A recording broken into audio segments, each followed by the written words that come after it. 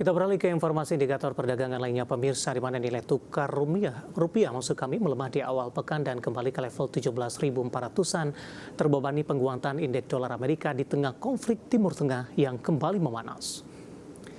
Dikutip data terbaru hingga perdagangan Senin siang tadi, rupiah melemah di 0,23% di level 17.405 per dolar Amerika, di mana secara intraday rupiah sempat melemah ke 17.410 per dolar Amerika. Sebelumnya rupiah dibuka melemah tipis di 0,06% di 17.370 per dolar Amerika. Sementara indeks dolar Amerika di Senin pagi tadi terpantau menguat di 0,16% ke level 98,052. Dari sisi eksternal pemirsa, dinamika dolar Amerika di pasar global dan di tengah penguatan kembali menjadi perhatian, di mana penguatan dolar terjadi seiring meningkatnya kembali permintaan terhadap aset safe haven, dipicu belum adanya titik terang dalam upaya diplomasi untuk mengakhiri konflik Amerika dan Iran yang telah berlangsung selama 10 pekan. Terbaru, Presiden Amerika Donald Trump menolak respon Iran terhadap proposal perdamaian yang diajukan Washington. Kita akan coba update seperti apa pergerakan nilai tukar rupiah terhadap sejumlah mata uang utama berikut ini. Dapat Anda saksikan grafis di layar televisi Anda pemirsa. Pergerakan nilai tukar rupiah terhadap dolar Amerika Serikat bergerak di level 17.402 rupiah. Update jelang penutupan, pasca penutupan, pelemahan terpangkas di 0,18% di level 17.396 per dolar Amerika.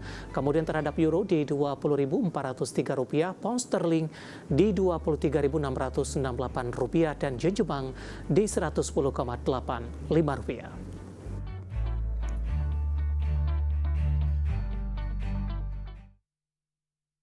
Informasi komoditas harga emas turun di awal pekan karena kurangnya kemajuan negosiasi antara Amerika dan Iran. Harga minyak kembali melonjak di tengah konflik Amerika dan Iran kembali memanas. Sementara harga batu bara turun di Jumat pekan lalu dan mencatat penurunan di 1,61% dalam sepekan terakhir. Harga emas turun Senin pagi waktu Asia karena kurangnya kemajuan dalam negosiasi perdamaian Amerika-Iran, mendorong harga minyak lebih tinggi dan memicu inflasi yang tinggi. Di sisi lain, dolar Amerika menguat 0,16% ke level 98,052 yang membuat emas yang dihargai dalam dolar Amerika menjadi lebih mahal bagi pemegang mata uang lain. Mengutip Reuters, harga emas spot turun 0,6% di 4.684,32 dolar Amerika per troy ounce. Harga minyak melonjak di awal pekan karena Amerika Serikat dan Iran gagal menyepakati proposal perdamaian yang disusun Washington. Sementara Selat Hormuz sebagian besar tetap tertutup sehingga menjaga energi global tetap stabil dan pasokan ikut terbatas. Senin pukul 7.00 waktu Indonesia Barat, harga minyak Brent pengiriman Juli 2026 menguat 3,14% di 104,47 dolar Amerika per barrel, memperpanjang kenaikan 1,23% Jumat pekan lalu. Minyak WTI Amerika pengiriman Juni 2026 naik 3,24% di 98,51 dolar Amerika per barrel, setelah tutup menguat 0,64% di sesi sebelumnya. Harga batu bara turun di perdagangan akhir pekan lalu dengan mencatat koreksi 1,61% dalam sepekan. Dikutip Bloomberg, harga batu bara di pasar East Newcastle kontrak pengiriman Juni ditutup di 131,75 dolar Amerika per ton, berkurang 0,34%. Pelemahan harga batu bara disebabkan peralihan energi akibat perang Timur Tengah yang tidak seagresif seperti perkiraan sebelumnya. Ada anggapan perang yang menutup akses Selat Hormuz akan membuat batu bara menjadi primadona, terutama karena gangguan pasokan gas alam cair. Dari berbagai sumber untuk Adesia.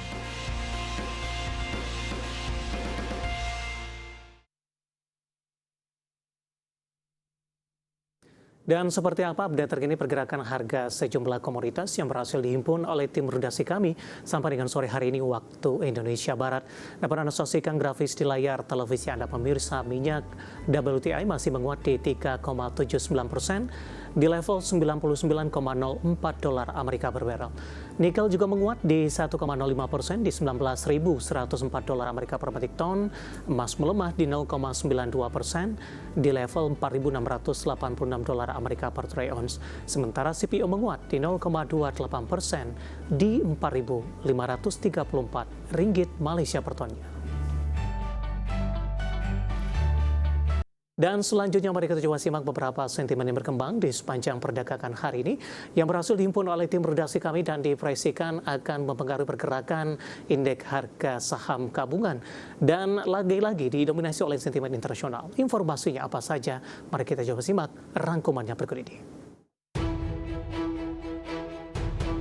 Dikutip dari Bloomberg, Presiden Donald Trump dan Iran saling menolak proposal perdamaian terbaru masing-masing untuk mengakhiri konflik yang telah berlangsung selama 10 minggu. Trump dalam unggahan media sosial menyebutkan proposal Iran sama sekali tidak dapat diterima. Menurut laporan Wall Street Journal, Iran menawarkan untuk memindahkan sebagian cadangan uranium yang diperkaya tingkat tinggi ke negara ketiga, namun menolak gagasan membongkar fasilitas nuklir. Namun Iran membantah laporan tersebut.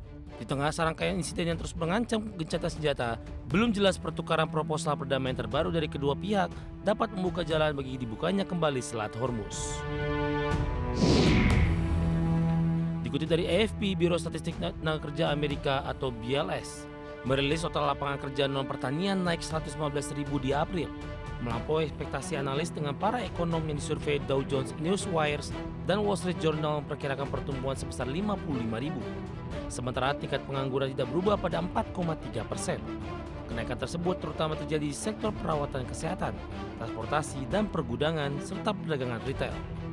Raihan ini kemungkinan akan meyakinkan para pejabat The Fed dapat mempertahankan suku bunga tetap stabil untuk saat ini, karena melonjaknya biaya energi akibat perang Iran memicu kekhawatiran inflasi. Dikutip dari Reuters, Biro Statistik Nasional melaporkan indeks harga produsen meningkat 2,8% year on year, dibandingkan dengan perkiraan kenaikan 1,6% dalam jejak pendapat Reuters. Indikator tersebut membalikkan tren penurunan selama 41 bulan di Maret ketika harga naik 0,5%. Harga produsen China di April 2026 mencapai level tertinggi dalam 45 bulan. Sementara inflasi konsumen juga meningkat karena biaya energi global tetap tinggi. Sementara indeks harga konsumen naik 1,2% year on year dibandingkan dengan perkiraan kenaikan 0,9%. Dari berbagai sumber untuk Exchange. Dan mengawali perjumpaan pemirsa, saya akan coba sampaikan update pergerakan indeks harga saham gabungan, tepatnya di 30 menit jelang penutupan perdagangan di sesi kedua hari ini, di mana tekanan yang terjadi terhadap indeks harga saham gabungan kembali cukup dalam, namun sejauh ini masih bertahan di atas level 6.900-an pemirsa. Di mana posisi saat ini indeks harga saham gabungan melemah di 0,96%, hampir mendekati 1%, dan bergerak di level 6.905,481. Secara intraday dibuka di zona merah pada pagi tadi di 6.959,943, kemudian mengalami tekanan yang cukup dalam pasca pembukaan di 6.846,632. Pasca menyentuh ke level intraday terendahnya, laju dari pelemahan indeks harga saham gabungan terpangkas, dan pasca pembukaan sesi pertama pada sesi kedua maksud kami pada siang tadi, indeks harga saham gabungan sempat memberikan perlawanan dan berbalik ke zona hijau. Intraday tertinggi hari ini di 7.001,679. Penguatan terjadi ketika Kementerian SDM mengumumkan menunda tarif royalti minerba, dan ini disambut positif oleh saham-saham emiten tambang yang sehari sebelumnya atau pekan sebelumnya mengalami koreksi cukup dalam di atas 10 dan 11 hingga 12%. Namun lagi-lagi profit taking terjadi ketika saham-saham big cap rata-rata mengalami pelemahan, saham-saham emiten tambang ketika naik tinggi kemudian laju penguatannya terbatas. Namun Inco saat ini masih berada di level atas penguatan dengan menguat 11%. Saham-saham yang hari ini menjadi pemberat indeks harga saham gabungan seperti kami informasikan sebelumnya, ada BMRI pemirsa melemah di atas 8%, 4260 hari ini berkaitan dengan ex-dividennya, kemudian perbankan big cap lainnya. Ada posisi dari BBRI hari ini juga mengalami pelemahan di 1,23%, BBCA melemah di 0,40% dan BBNI hari ini juga melemah di 1,04% di 3820. Brent hari ini juga ikut menjadi pemberat utama, kembali turun dalam di 7%, sudah meninggalkan level 4.000-an di Rp3.800 per saham.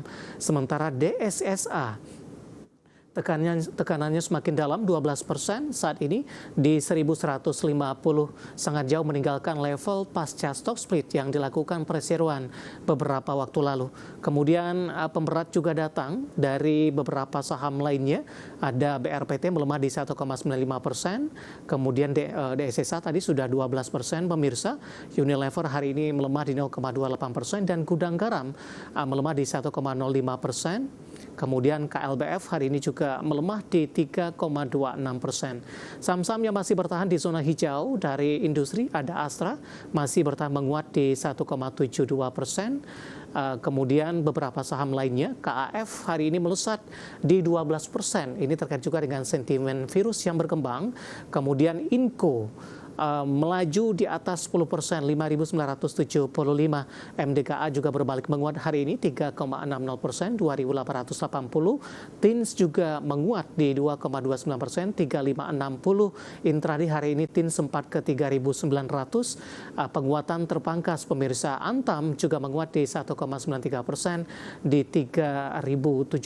Kemudian juga ada Archie yang terdampak dari posisi royalti hari ini juga berbalik menguat di 1% di 1.400. Penguatan juga terpangkas. Intraday tadi sempat ke 1.475. Updatean pergerakan indeks harga saham gabungan tepatnya di 30 menit jelang penutupan perdagangan di sesi kedua hari ini dan semoga bisa menjadi salah satu referensi untuk Anda.